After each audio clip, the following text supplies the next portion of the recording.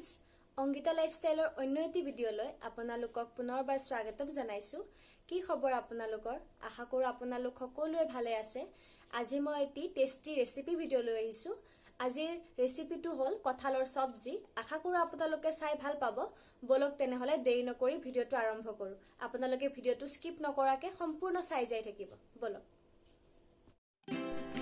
কঁঠালটো লৈ লৈছো এতিয়া মায়ে কাটি দিব মই কাটা নাই বাৰু কঁঠালটো কাটিলে এতিয়া পানীত কঁঠালটো জুবুৰাই থৈ দিব কঁঠালটো এনেকৈ পানীত জুবুৰাই থৈ দিলে কঁঠালৰ আঠাখিনি গুছি যায় সহজে কাটিব পাৰি দেখিছে এতিয়া কঁঠালত মানে আঠাখিনি গুছি গৈছে পানীতে এতিয়া কাটিব মায়ে কাটি দি আছে মই কাটা নাই বাৰু বঠি ব্যৱহাৰ কৰিব নোৱাৰো মই ইমান ভালদৰে এতিয়া মায়ে কাটি আছে আৰু এইখিনি কঁঠালখিনি একদম সৰু সৰু পিচ কৰি ল'ব চাই থাকক সৰু সৰু পিচ কৰি লৈছে তাৰ পিছত বাকলিখিনি ধুনীয়াকৈ এৰাই ল'ব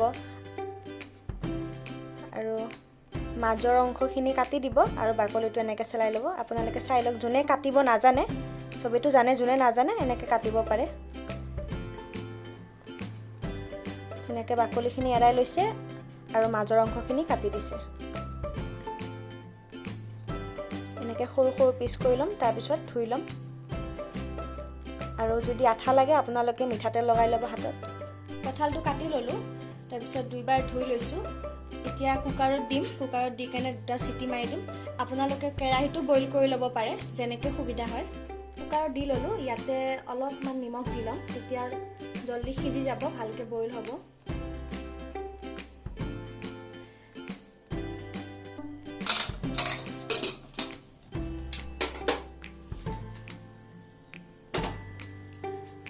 বহাই দিলো এতিয়া দুটা সিটি মাৰিলে বন্ধ কৰি দিম কঁঠালখিনি বইল হোৱা মানে আমি মছলাখিনি ৰেডি কৰি লওঁ ইয়াতে নহৰু লৈছো আৰু আদা আৰু শুকান জলকীয়া লৈছো এইখিনি মিক্সিত পিচি লওঁ আৰু আপোনালোকক দেখাই আছো কঁঠালখিনি বইল কৰা হৈ গ'ল কঁঠাল বইল কৰা পানীখিনি আপোনালোকে সবজি বা আঞ্জা যি বনায় তাতে ব্যৱহাৰ নকৰিব আঞ্জাখিনি তিতা হৈ যাব আৰু এফালে সবজিখিনি বনাবৰ কাৰণে দুটা মিডিয়াম সাইজৰ পিয়াজ লৈছো দালচিনি লৈছো দুটা লং লৈছো জালুক লৈছো দুখিলা তেজপাত লৈছো এচামুচ ধনিয়া গুৰি লৈছো এচামুচ জিৰা গুৰি লৈছো আৰু হালধি লৈছো সোৱাদ অনুসৰি নিমখ গৰম মছলা আৰু ৰেড চিলি পাউডাৰ লৈছো আৰু আদা নহৰু আৰু শুকান জলকীয়াৰ পেষ্টখিনি এতে লৈ লৈছো কেৰাহীটো বহাই দিলো গৰম হৈছে এতিয়া আমি ইয়াতে তেল দিলাম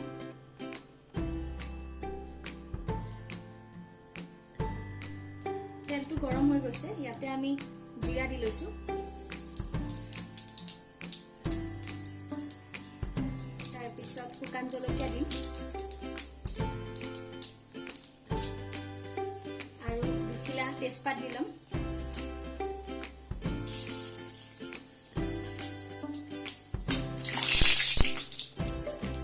এতিয়া দালচিনি লং আৰু জালুকটো দিলাম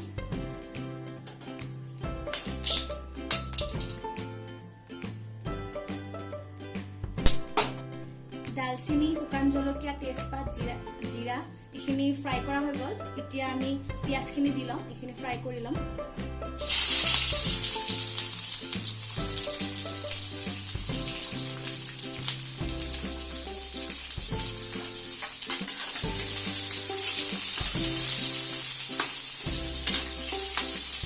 পিয়াজখিনি গোল্ডেন ব্ৰাউন হোৱালৈকে ফ্ৰাই কৰি থাকিব লাগিব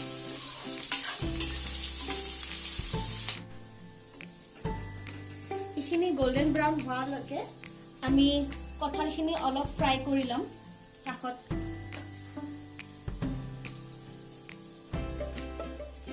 অলপমান তেল দি কেনে ফ্ৰাই কৰি ল'ম তেলটো গৰম হৈ গৈছে এতিয়া আমি কঁঠালখিনি দি ল'ম ইয়াতে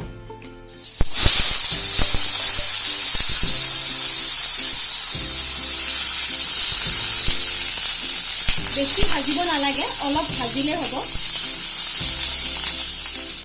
কঁঠালখিনি আমাৰ ফ্ৰাই কৰা হৈ গৈছে এতিয়া আমি মছলাৰ প্ৰিপাৰেশ্যনখিনি কৰি লওঁ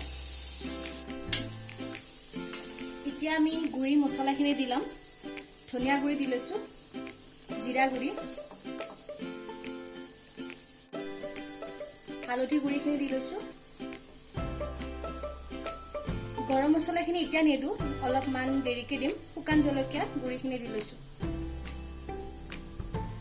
আৰু নিমখখিনি অলপমান চাই কেনে দিব, কাৰণ আমি বইল কৰাতেও নিমখ দি লৈছিলোঁ। অলপমান কম দিম এতিয়া নিমখ। এইখিনি ভালদৰে ফ্ৰাই কৰি ল'ব লাগিব। গেছটো কমাই থ'ব যাতে মছলাখিনি জ্বলি নাযায়। মছলাখিনি যাতে জ্বলি নাযায় আমি অলপমান 2 চামুচমান পানী দি ল'ম ইয়াতে। এইখিনি ভালদৰে ফ্ৰাই কৰি ল'ব লাগিব। এতিয়া আমাৰ মছলাখিনি ফ্ৰাই কৰা হৈ গ'ল। এতিয়া আমি কঁঠালখিনি দি ল'ম। আপোনালোকে কঁঠালৰ চব্জিত আলু ব্যৱহাৰ কৰিব পাৰে, আমি দিয়া নাই। আপোনালোকে যদি ভাল পায় আলু দিব পাৰে।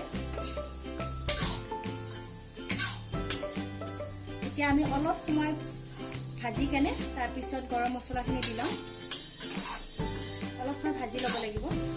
গেছটো মিডিয়াম ফ্লেমত থৈ দিব, বেছি হাই কৰি নিদিব, জ্বলি যাব নহ'লে।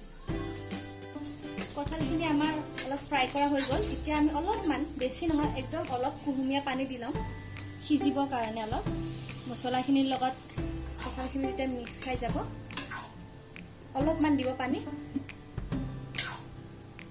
ঢাকোন লগাই দিব, অলপমান লৰাই দি কেনে ঢাকোন লগাই দিব, ধুনীয়াকৈ সিজি যাব। ধুনীয়াকৈ পানীখিনি শুকাই গৈছে। এতিয়া আমি কঁঠালো দেখাই দিছোঁ, ধুনীয়া চফ্ট হৈ গৈছে, সিজি গৈছে। এতিয়া আপোনালোকে যেনেকৈ খাব খোজে এনেকুৱাও আপোনালোকে ফ্ৰাই কৰি খাব পাৰে, নহ'লে যদি আপোনালোকে গ্ৰেভি খাব খোজে অলপমান পানী দি ল'ব। আমি গ্ৰেভি কৰি খাম, সেইকাৰণে অলপমান পানী দি ল'ম, বেছি নহয়, একদম অলপ।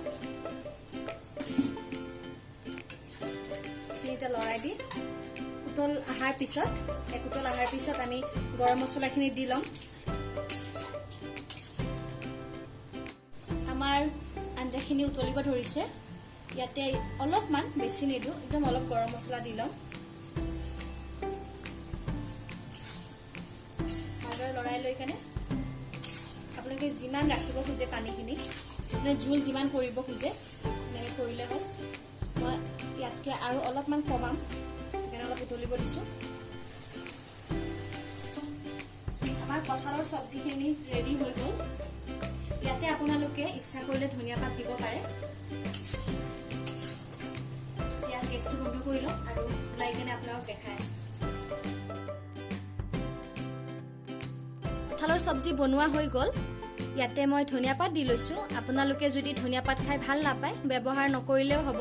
কঁঠালৰ চব্জি বহুত টেষ্টি হয়, আপোনালোকে এবাৰ বনাই খাই চাব।